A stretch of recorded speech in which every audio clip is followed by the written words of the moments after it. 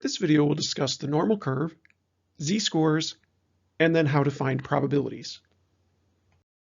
I'll start off by describing what the normal curve is, and specifically the 68, 95, 99 rule that characterizes the normal curve.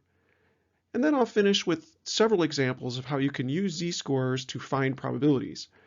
A positive z-score example, a negative z-score example, and then finally a more complex example. Video.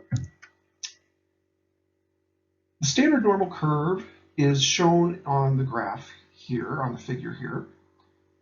And what makes it so useful is that it has a certain proportion of scores that fall within specific parameters of the center, of the mean. Of course, a normal curve is symmetrical, as you know, and what also makes it a normal curve is that very specific proportions of scores fall between the mean and a standard deviation step up or down, to the right or to the left. If you look at the 68, 95, 99 rule that characterizes the standard normal curve, you'll see that 68% of all of the scores in the population fall between one standard deviation below the mean and one standard deviation above the mean.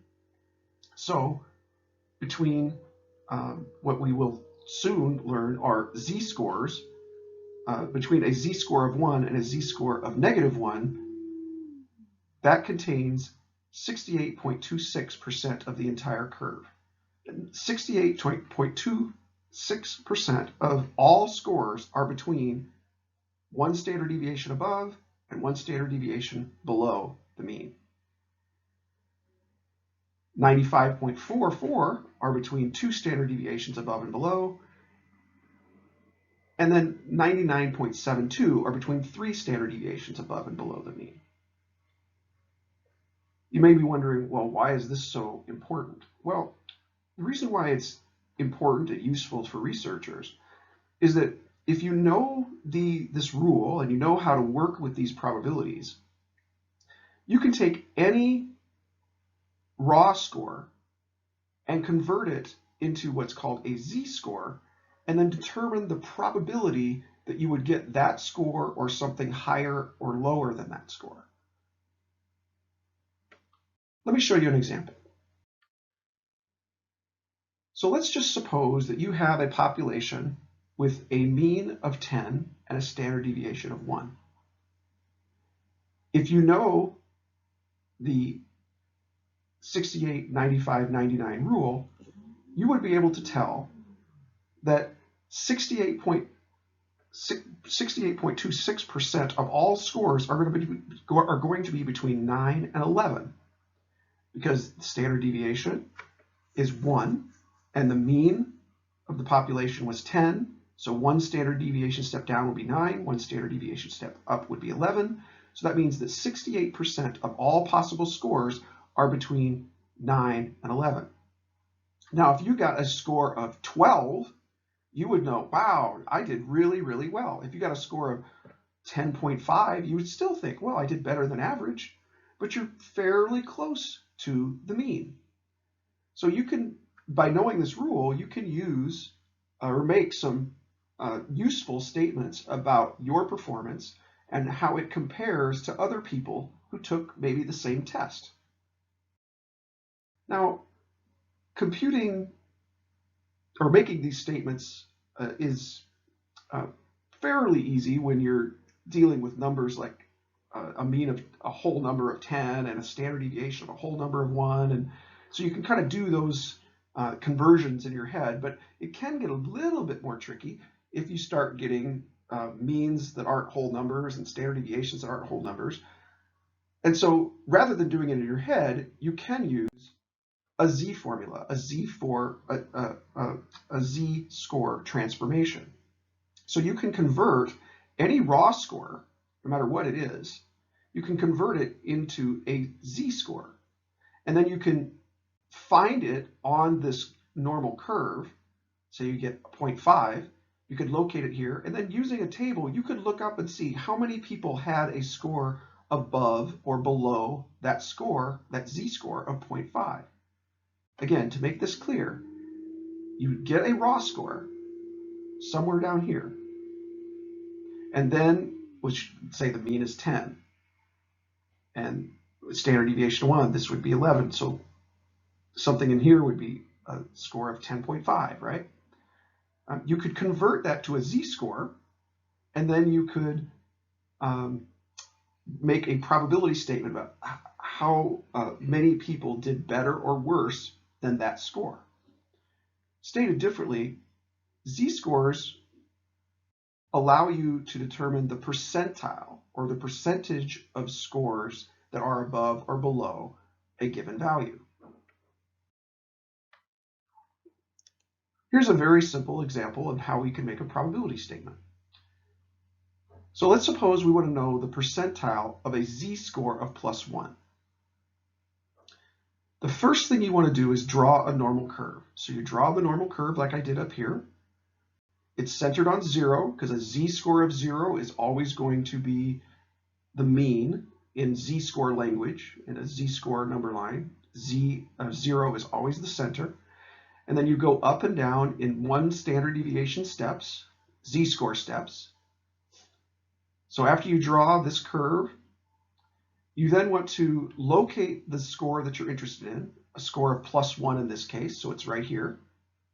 And we want to know the percentile score. So the percentile is the people who scored this value or less. So we would draw the line up and shade the area to the left. And then you have to decide whether the area that you shaded is a body or a tail. It's not that the body is always on the left and the tail is always on the right. Rather, it's the body is always the bigger of the two halves, two side pieces, chunks, proportions. So in this case, the shaded area is the body, and that's something that you need to keep in mind. So then you go to Appendix A, and you're going to find the z-score of 1 that we're interested in, because that was the value, the z-score. And then you find the body probability, and that tells you that it was 0.8413. That means that 84.13% of all the people who took this test scored as well as or worse than a score of 1, a z-score of 1. Now, sometimes I'm not going to give you the z-score, and instead I'm going to give you the raw score. And so you then need to convert the raw score to a z-score. So in this example, let's say you took an exam and you earned 45 points. So your X score, your X is 45. The national average is 42.5 with a standard deviation of 2. Now compute your z-score. You can pause to see if you can figure it out. You should have found that the z-score is 1.25. The score goes in for X. The population mean goes in for mu. And the standard deviation goes in for sigma. Now we want to try and find what your percentile is. So the way you do this is you need to draw that normal curve, again, centered on 0, going up and down in steps of 1 on either side. And you want to locate 1.25 on the curve. And then you want to shade the area that you're interested in, and then use Appendix A. Go ahead and pause and see if you can figure out how to do that. Here's what your curve should have looked like. Again, it's a normal curve, standard normal curve, so the center is 0. You're going up and down in steps of 1, standard deviation, 1 z-score. You've located 1.25, which is right here. You've shaded the area because you want a percentile. You're going to shade the area to the left. So again, the shaded area is the body in this case. So you're going to go to Appendix A, find the z-score of 1.25, look under the body column, and find that it is 0.8944 is your probability. That means that 89 0.44% of people scored equal to or less than a score of a z-score of 1.25.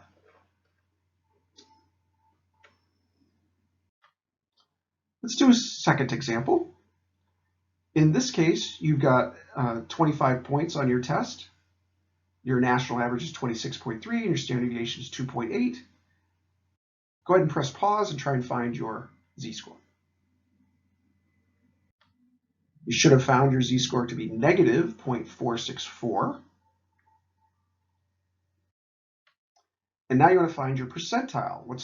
What percentage or what proportion of the population did as well as or worse than that? So draw the normal curve again, centered on 0, moving up and down in steps of 1. Locate where negative 0.464 is, and then shade the target area. Is it a body or tail? Go ahead and press pause and see if you can find that, and then find the probability in Appendix A. So here's what your curve should look like. Again, a normal curve centered on 0, moving up and down in steps of 1. Now you may, you locate negative 0.464, which is right here.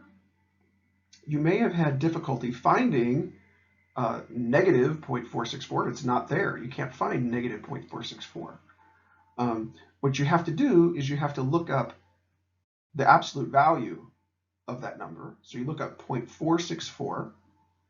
And then because the shaded area is a tail this time, you look up in the tail column rather than the body column. So the negative sign, it doesn't tell you, when you're using the table, you really ignore the negative sign. And then you just have to decide whether you're using the body or tail based on the shaded area. Now in this case, because we want a percentile score, because we wanted to know how many people scored as well as or worse, we draw the line here and then we shade in this side, and that means we're going to look up a tail. If instead I wanted to know how many people scored as well as or better than a z-score of negative 0.464, then I would want to shade this area on the right, and then I would be looking up the body. So it is important that you identify, based on the problem and what you're looking for, whether you want a body or a tail.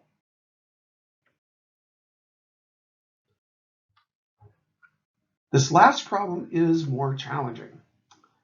So I'm going to go ahead and let you pause and see if you can figure it out. The little hint is you're going to have to use two equations here. You're going to have to, you're using the same equation twice, rather. You want to find raw scores rather than z-scores.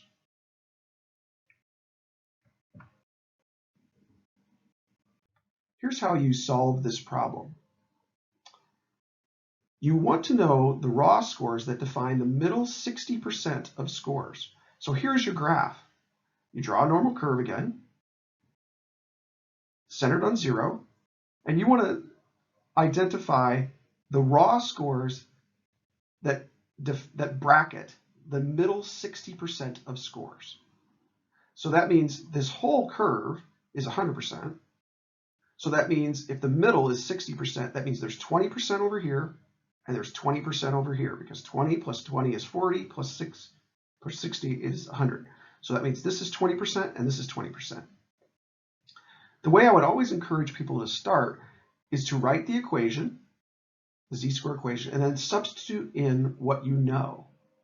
You're given the mu, so that goes there, 26.3. You're given the standard deviation, that goes there. X is what you're looking for, okay? And what you don't know is you want to know the raw score that starts this bracket right here. Since you know that this area of the curve is 20%, you go to the Appendix A and find in the tail column, you're using the table inside out, so you're going to find in the tail column, because this is a tail, the number that corresponds closest to 20%, or 0.200. And this is the number that's closest, so it's at 0.84. That's the z-score. So we're going to put that in for z. Now you'll notice I have negative here. Why did I do that? Because this z-score is negative. It's to the left of 0. So we're going to have to just reason it out that that's going to be negative. If I now solve this equation for x, that will give me the x-score that starts the middle 60%. So you multiply both sides of this equation by 2.8, and then it brings you down here. Then you add 26.3 to both sides of the equation, and now you've solved for x. This is the raw score that starts the middle 60%. Now we need to do the exact same thing for the other side of the middle 60%. So the way you're going to have to do that is use the same steps, except now the z-score you're going to be using is a positive 0.84.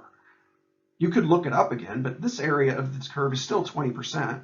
So you know that. An easier way to think about it is you know that a normal curve is symmetrical, and you're talking about the middle 60%. So if you drew a line straight up above through 0 there, this would be 30%, and this would be 30%. So that means this has to be 20, and this has to be 20. And since it's symmetrical, since this was negative 0.84, then this has to be positive 0.84. So again, you go through and you solve for x, multiplying both sides of the equation by 2.8, adding 26.3 to both sides of the equation, and then it gives you your x score, which is right there. So now these two raw scores bracket the middle 60% of scores in this distribution.